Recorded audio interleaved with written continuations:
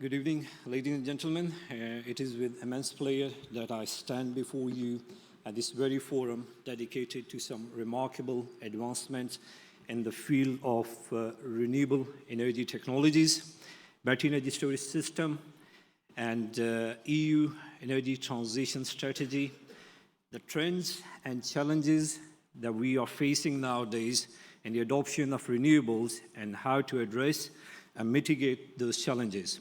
In this session, I will highlight some key technological advancements and innovations in the battery energy storage systems and some safety features from the Huawei's perspective, along with a little bit of cost analysis,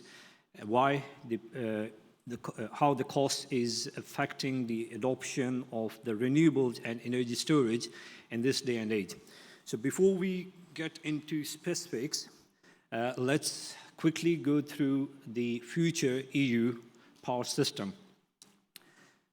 So according to ENTSO-E, wind and solar share is expected to reach nearly 67% by 2030, which means that from the year 2023, where we were around 1,070 gigawatt, it would reach nearly about 1,681 gigawatt by the year 2030. It is an expectation, very ambitious expectation, so take it with a pinch of salt. It might change a little bit, but this is what it is expected. Similarly, if we look at the battery energy storage market, so this market also is expected to grow substantially from nearly 47 gigawatt hour, give or take, from 2024 to nearly 255 gigawatt hour by the year 2030. So with the increase in renewable energy, EU markets would be needing a substantial amount of battery energy storage system in order to stabilize their grids. So if we look at the key technological advancements in the battery energy storage system, there are quite a lot from our perspective. We have worked on our batteries, the quality and the performance of the batteries, and I will go through certain features that we have. No doubt, the battery currently are one of the best possible tools, in my opinion, in order to provide different services for the grid stability and the reliability of the grid in the long run. So if we look at the Huawei's key features in terms of their batteries, the first one is the high availability string architecture.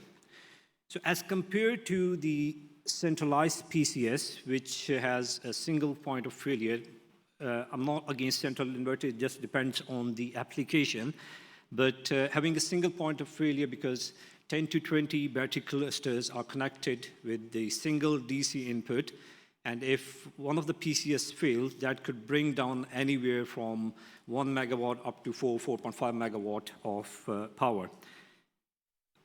In contrast, Huawei introduced string inverters, so they have reduced you could say, the failure rate from the string level down to the single cluster level, which means that if one of the battery clusters fail, so it won't impede the functionality of the entire system. The rest of the system would work as it's supposed to, and with the increased availability of not less than 99%. With the pack and rack level optimization, what it does is basically the pack level optimization eliminates the serial mismatch between packs connected in series in the rack. It also ensures the charge performance of each battery pack so that the available capacity from each pack remains at the enhanced level. And by this, we are able to increase the efficiency of the pack level by nearly 1.7% throughout the lifetime of the battery project, whether it's a 15-year or a 20 years project. Similarly, rack level optimization ensures that every single rack in the container is independently charged and discharged at the same rate, at the same time, so to ensure the enhanced available output capacity from each battery rack. And we have achieved nearly 7.2% of the enhanced battery rack optimization and enhanced capacity over the lifetime of the battery. One of the, I think, key features among all is the Huawei's high safety DC-DC and DC-AC dual stage architecture. So what happens is if there is an over voltage ride through event on the grid, this could basically increase the, you could say, burst voltage above the battery voltage and backfeed current into the grid, and there is a highly likely chance that there would be an equipment damage.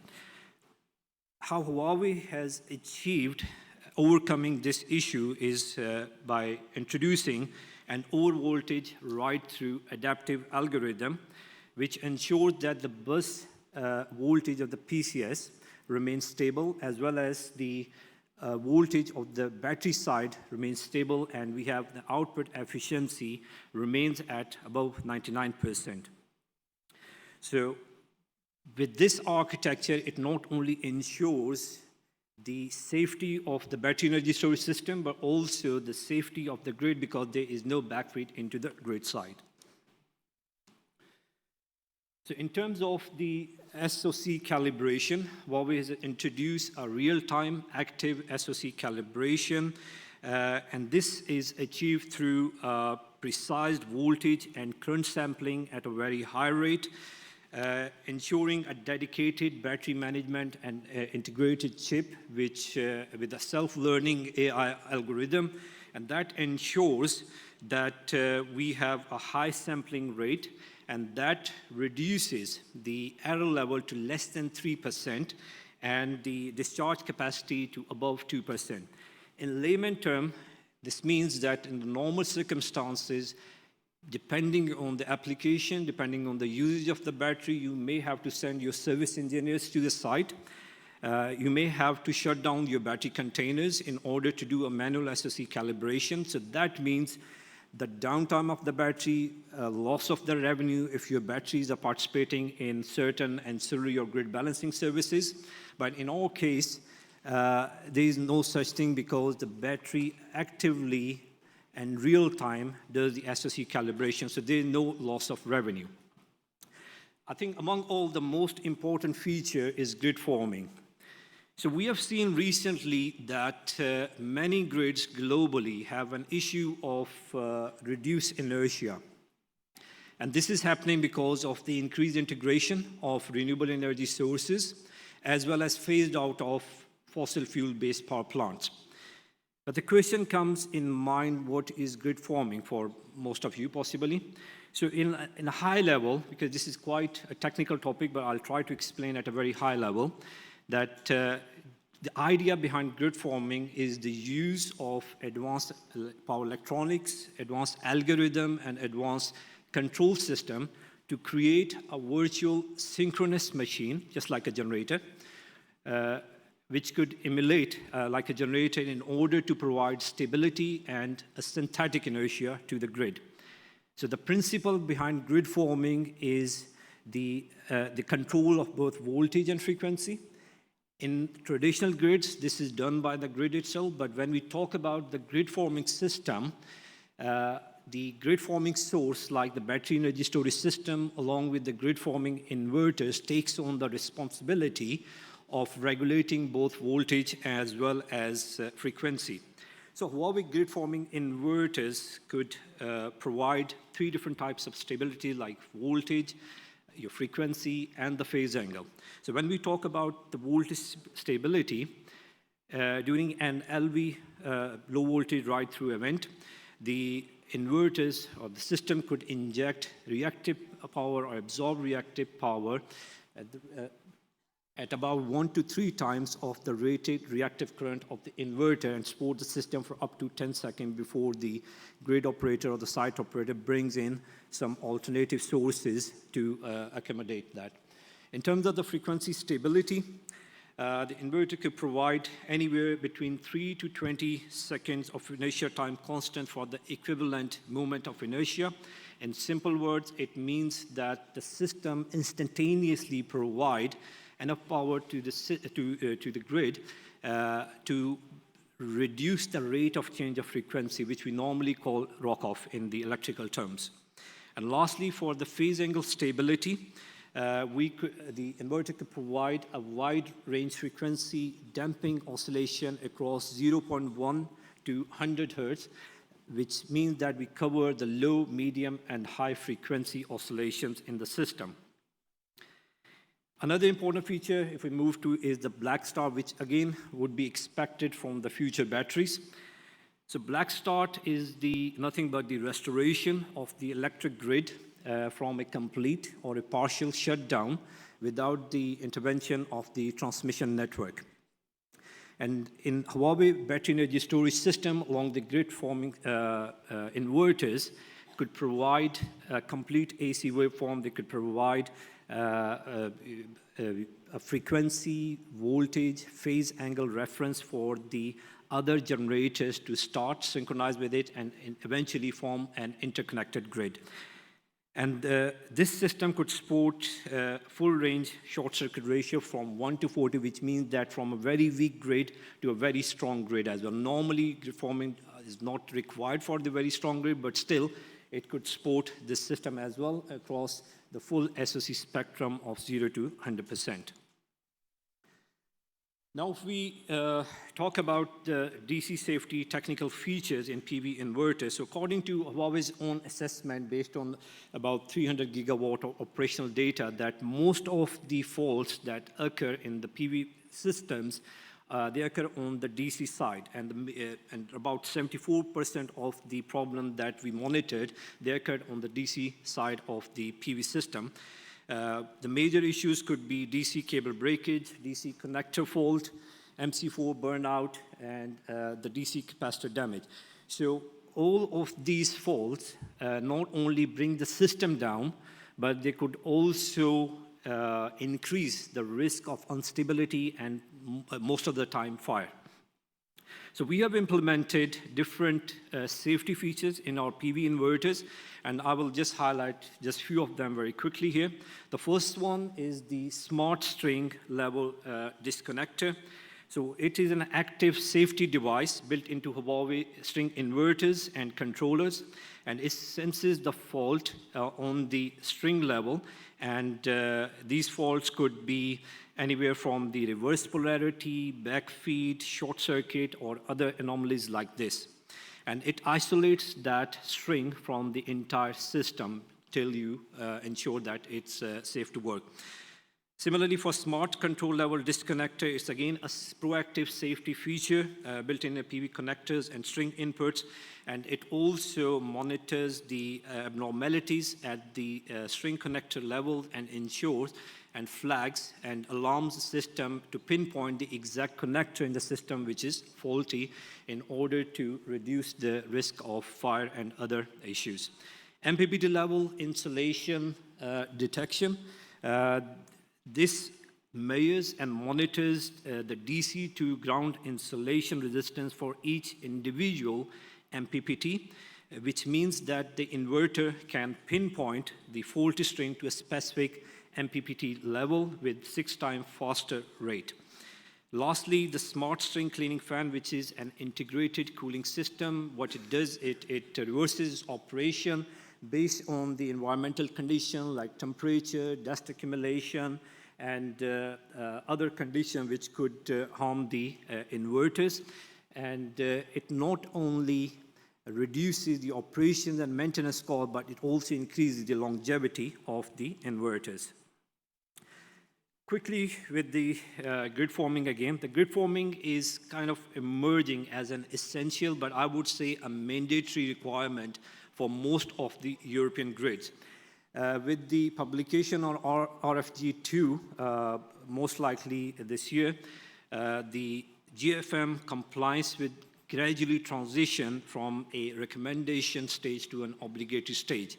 And by the year 2028, there is a highly likely chance that these standards would be implemented by several European transmission network operators into their system. So few of these examples are here. If you want to take a picture, please feel free, and you could read it later. Safety, again, is of paramount importance for us. So any equipment that we manufacture, it has to go through a rigorous end-to-end safety quality system for high quality development based on our customer satisfaction. We follow very strict procedure, very strict processes to ensure that we are compliant with the latest laws and regulations and the grid codes. And based on our customer feedback and based on our customer requirement, we ensure that every product we produce is safe and highly reliable and up to the market standards. When we talk about the battery safety, one of the key elements is the use of high performance and high stable cells, because cell is the basic structure of the battery energy storage system.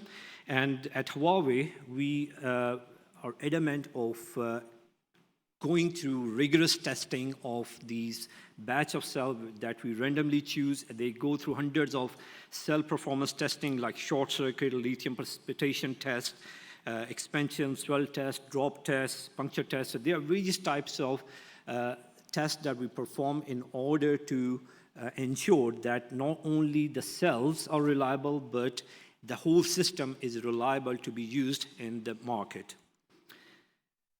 With our enhanced safety, reliability, and efficiency of the system through AI-based self-learning algorithms and optimized energy management system that we have introduced, integrated into our smart string battery energy storage system, you could reduce the levelized cost of energy by up to 8%.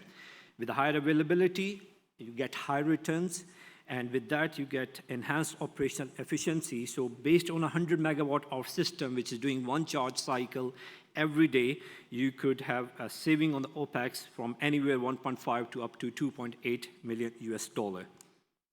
Just to summarize, this is my last slide.